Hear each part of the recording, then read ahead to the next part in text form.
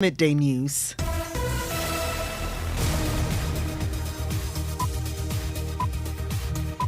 The news is live on Joy 99.7 in Accra, Love 99.5 in Kumasi. Affiliates across Ghana's 16 regions, including Bedouin FM, Bumprugu, Sun City Radio, Keta, Volta Premier Hall, ATL FM Cape Coast, Radio Max Takrade, and Rage 104.9 in Tamale. We are live on Twitter Spaces, Facebook live stream, and my Joy Online interactive app. The Midday News is sponsored by Petrosol, your clean fuel in full quantity. Petrosol, always a delightful experience. And Duraplast Ghana Limited, producers of quality PVC pipes and water tank. Where Duraplast goes, water flows. Coming up, harrowing tales of how persons arrested by the military at Ashaman were allegedly subjected to further beatings when they were taken to some military installations.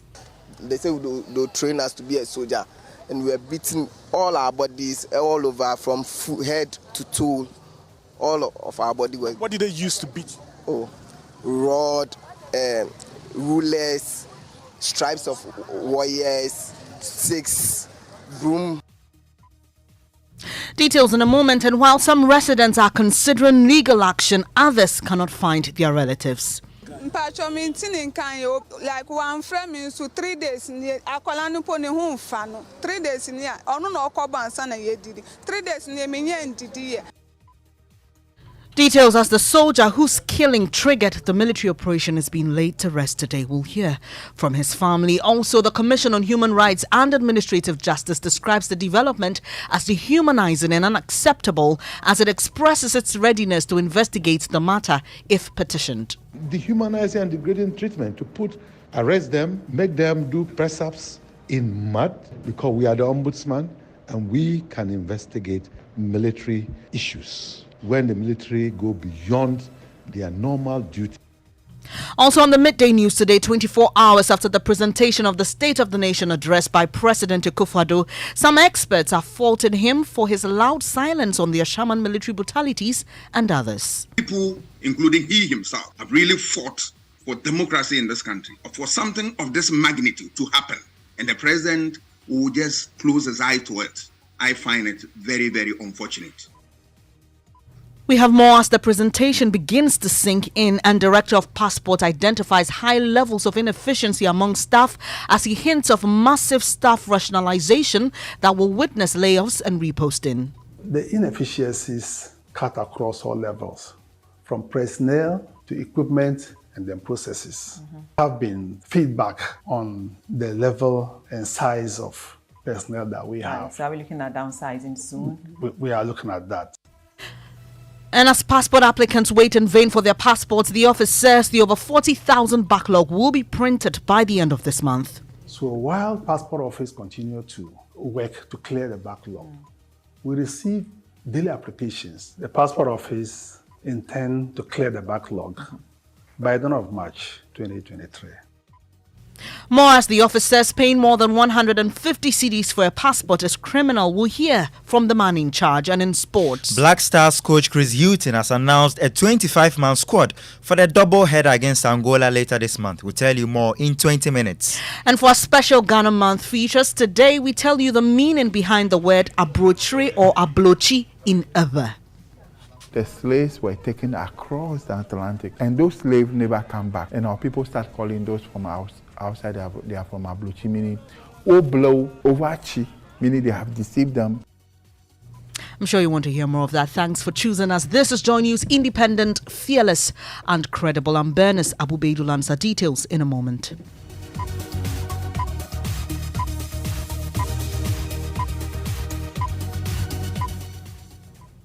Thanks for your company. The details now. It's emerging that the ordeal suffered by some residents of Ashaman did not end when they were taken into military custody. This afternoon, we are hearing from some of the over 150 persons screened by the military and subsequently released. They say they were subjected to further beatings while in custody. The military high command has described the operation as one geared at apprehending persons who killed a 21-year-old soldier, Sharif Imoro. Maxwell Akbaba is back in the community. He's been speaking to some of the victims. We were taken back to Burma camp, and at Burma camp, it wasn't an easy task.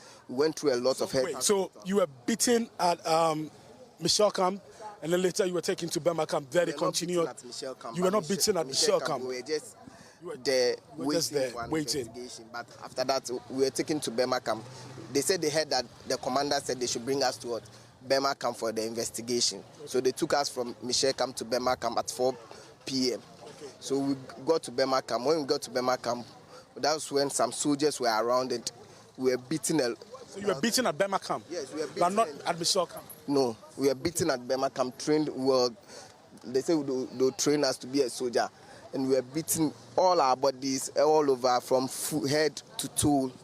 All of our body were... What did they use to beat you? Oh, rod, rulers, stripes of warriors, sticks, broom sticks, and a lot, anything they can see at the vantage point was using. To beat you? Yes, please. And what was their reason? What was the reason they gave you? Oh, the reason they gave was that when the military man was crying for help, we, the community and the neighbor people, even was not ready to assist him. So even they are the people that are defending us. Why can't we also defend their neighbor? You heard Maxwell Agbagba there speaking to a victim. He joined us with more from Ashaman. Maxwell, you've been speaking to many victims. Tell us about this particular family looking for its breadwinner. Yes, Bernice. So I've been interacting with a woman who says she has not heard from her husband after she was forcibly taken away by the military. The woman, Bernice Abu-Baidoo, says her husband was arrested after he stepped out to use a public toilet in the neighborhood. She only came out to see his slippers and toothbrush outside. She says her husband is the breadwinner of the family. Her child is unwell, but is unable to take her to the hospital because she does not have money. Mpacho meeting kan like one friend me so 3 days ni akwala no po ne ho mfa no 3 days ni ono na okoba ansa na ye didi 3 days ni me nya ndidi ye minis kan so amedi akwala ne be call hospital. Oh, she's very distressed. She says that since the husband was picked up by the military on Tuesday, she's not heard anything from him. She says that her child is sick.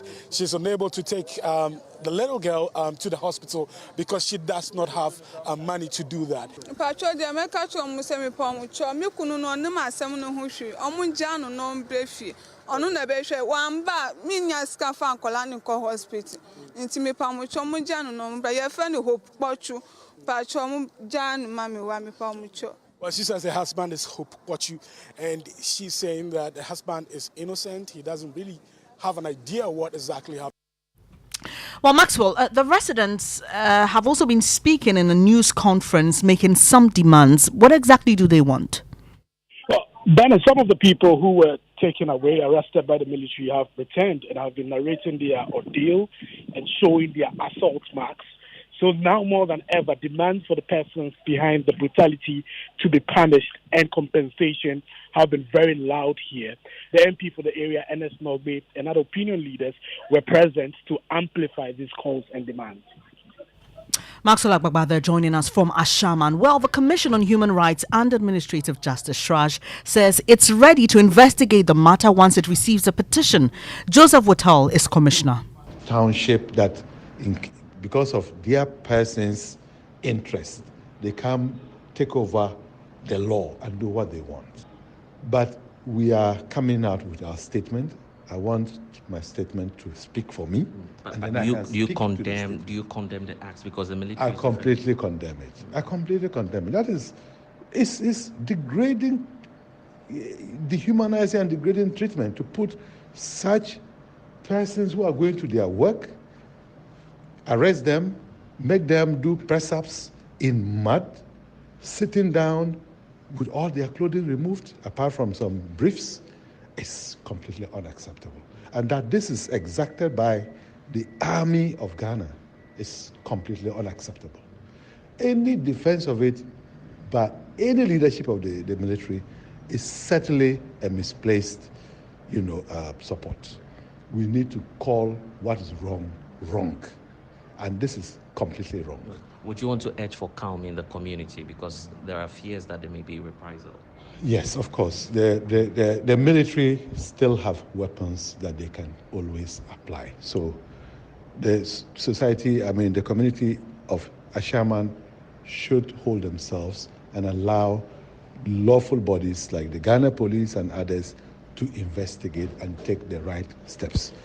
Triage and others, when called upon, will also undertake the necessary, because we are the ombudsman and we can investigate military issues. When the military go beyond their normal duty and affects the rights of people, we can't hold them accountable. In this case, you do that. It has to be on the basis of a complaint. Shrash Commissioner Joseph Watal speaking to my colleague Blessed Suga there. Well, the soldier whose death led the military to a shaman is being laid to rest today. Here's what we know about him so far.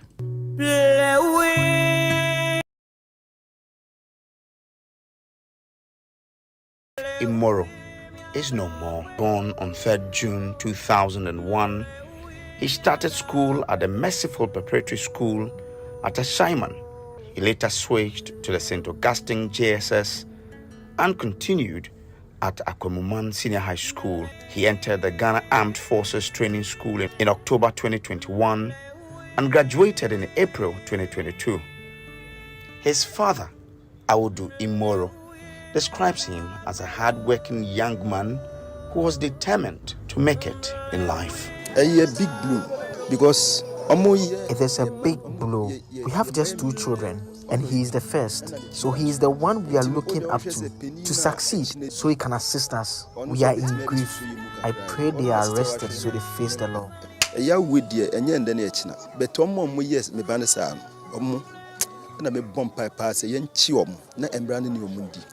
He was on a 5-month course and had informed the family he will be visiting periodically. Until the first time Came the first time. On the second occasion, this was to be his 3rd visit. Some of the things people are saying about him are unfortunate. Because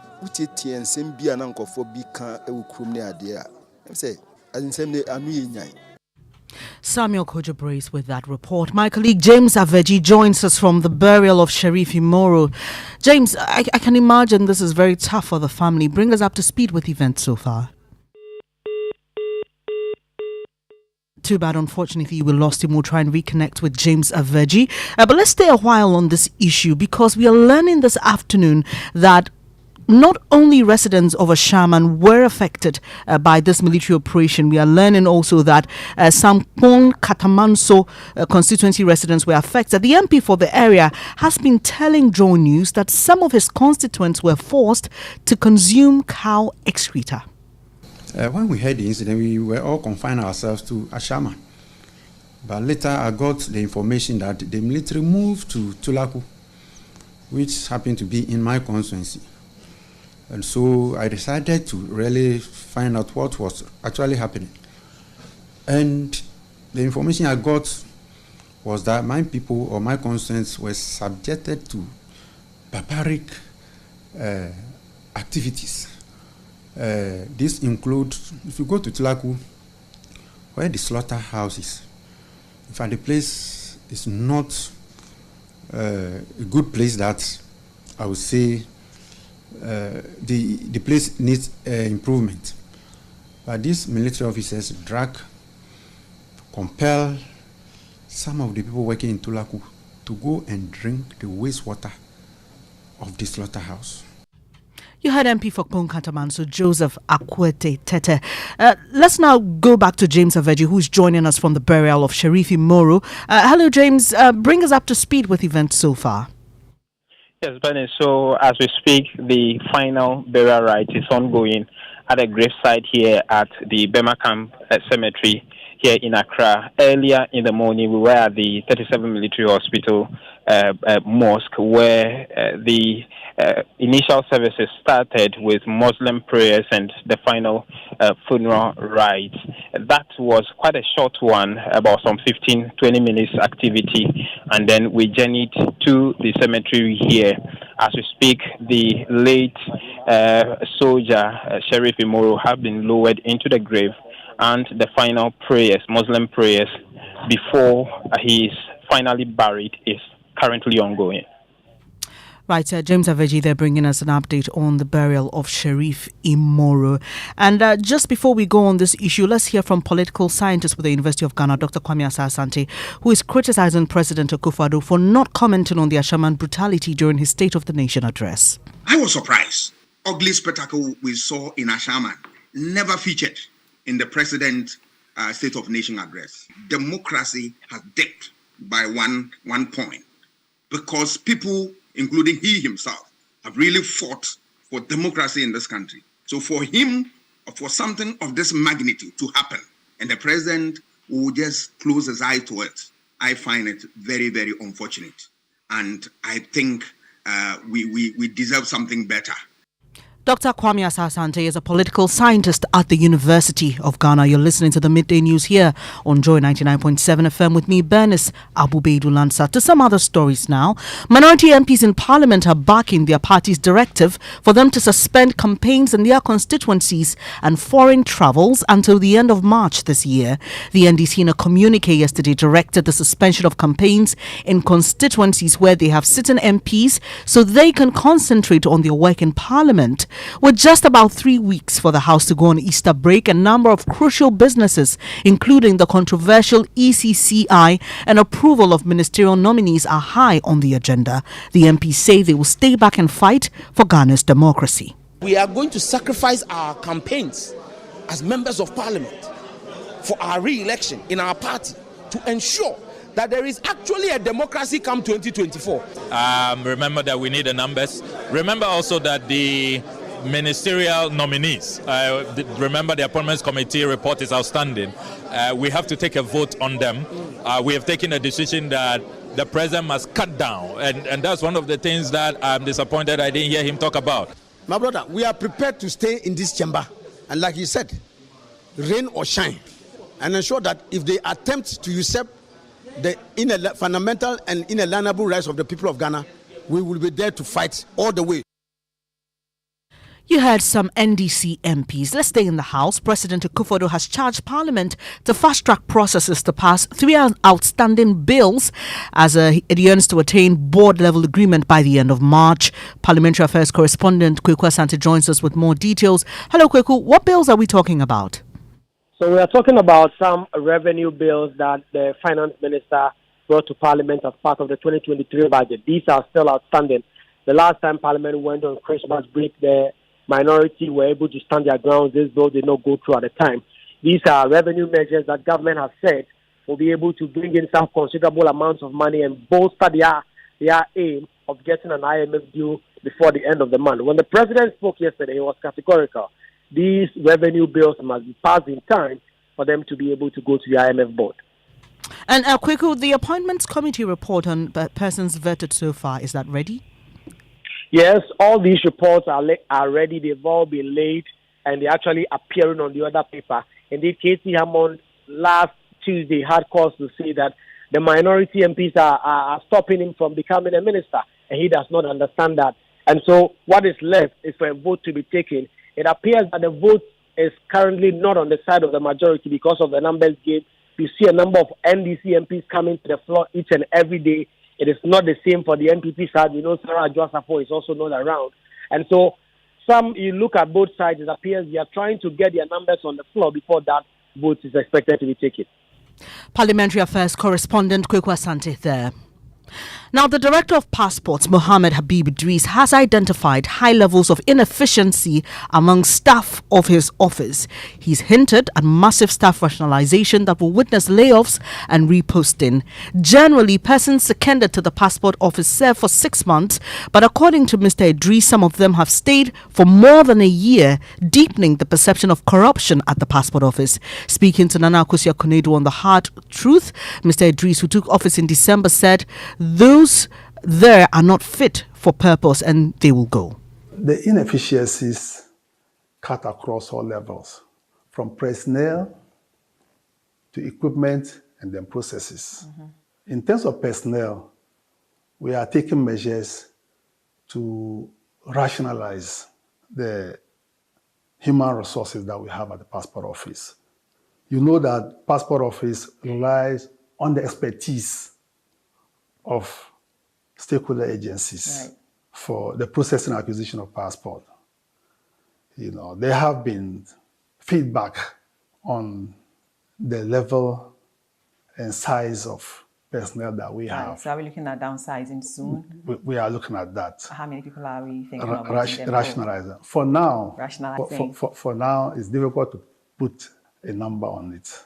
But I can tell you that something is being done about it. You issued a directive to the National Intelligence Bureau and the Ghana Immigration Service and other security and state agencies to rotate their staff on secondment at the passport office. Now, you indicated that it was to eliminate corruption. That was what you said. Have they complied? You see, one of the problems that passport offices encounter is the longevity of officers assigned to the passport office. The longer a person stays there, there is a tendency for over-familiarity with outsiders. Well, this afternoon, Joy News is learning there are over 40,000 passports yet to be printed and applicants are unsure when they'll receive their travel document. Mohammed Habib Idris says the office will clear the backlog by the end of this month. The disruptions actually was as a result of the COVID-19 lockdown. And passport booklets are not printed in Ghana. But it's not only Ghana that imports passport booklets from outside our jurisdiction. So many countries do that. Yes, so the shortage was actually as a result of, as indicated, the COVID-19 restrictions. But the boost came eventually, and you mentioned over 90,000. Currently, the outstanding passport booklets or outstanding passports we printed are just about 40,000. So we are making efforts to ensure that the backlog is cleared. Well, you may be aware that it costs only 100 and 150 cedis to acquire a Ghanaian passport, but there are many people who are paying 1,000 cedis or more for the document. The Director of Passports, Mohammed Idris, says steps are underway to rid the office of Goro Boys and their collaborators.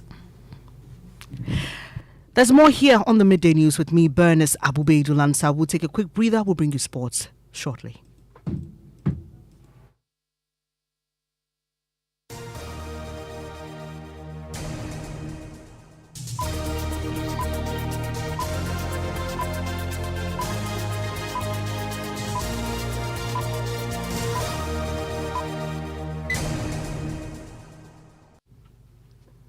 Thanks for staying here on the Midday News with me, Bernice Abu-Baidoo Lansah. It's now time for sports, and Muftau is here with the latest. Thank you very much, Bernice. Now, Ghana's coach Chris Hughton has named a 25-man squad for the upcoming Africa Cup of Nations qualifiers against Angola this month.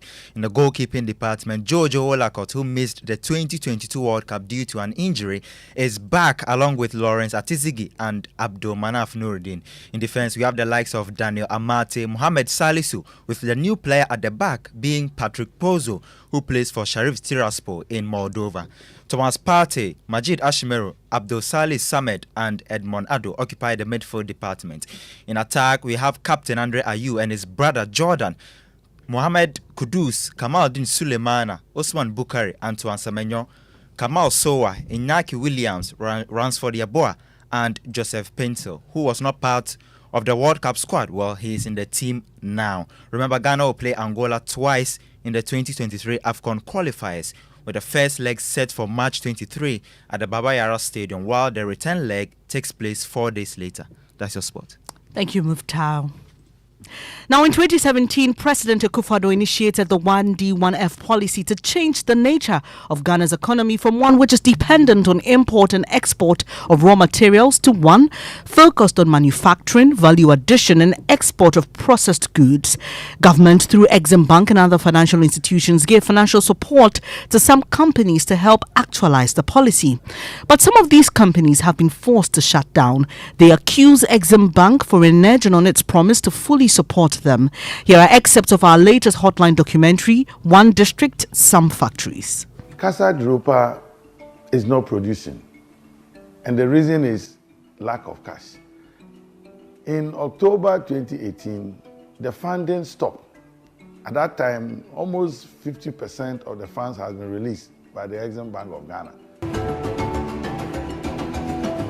Ebenezer Obin-Bafo is the Chief Executive Officer of Casa de Europa, a factory established under the government's One District, One Factory project. The company was established to process the fresh roots of the orange flesh sweet potato.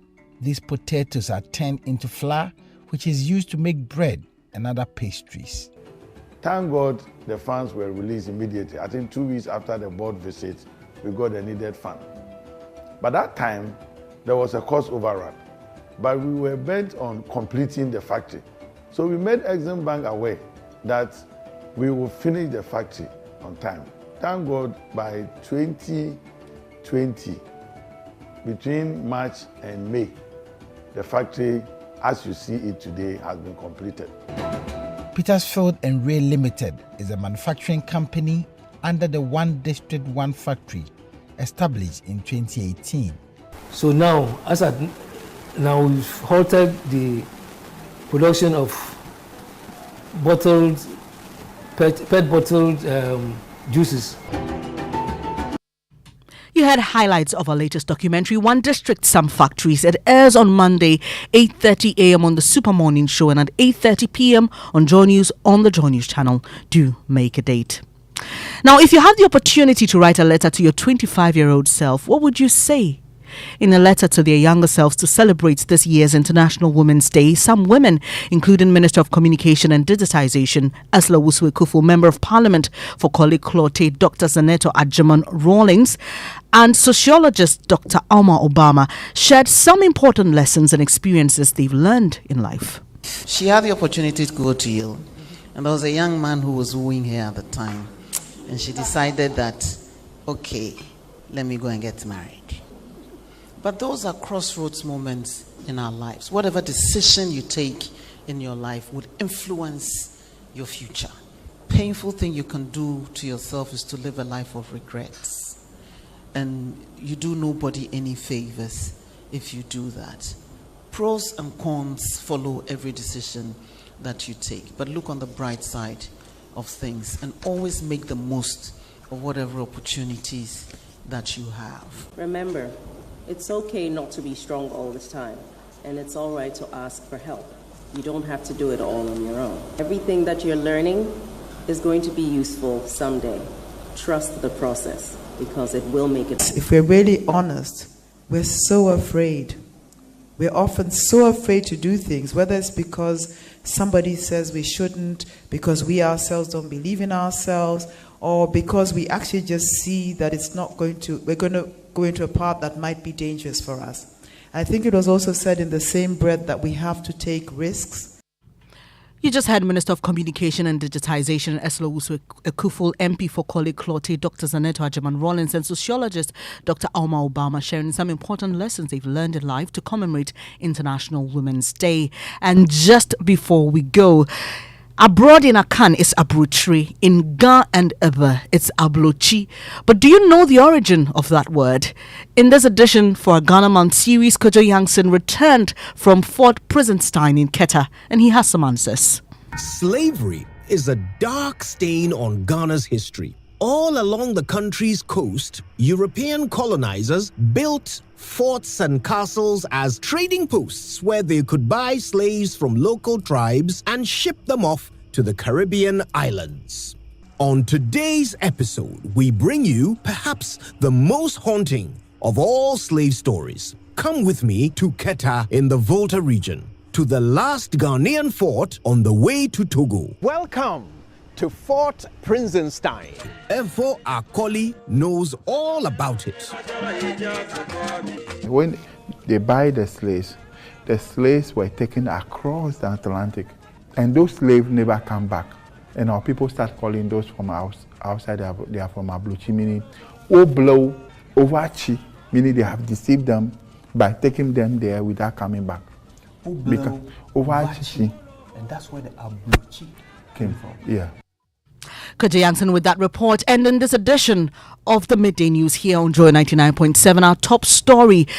soldier who was killed in Ashaman laid to rest, and we brought you harrowing tales of how some persons arrested by the military in response were allegedly subjected to further beatings when they were taken to some military installations. There's more news when you log on to myjoyonline.com, including suspect lynched in bizarre VIP bus theft in Kumasi. I'm Bernice Abu-Baidoo Lansah. Thanks for your company. Do stay. Up next is Living Word with Dr.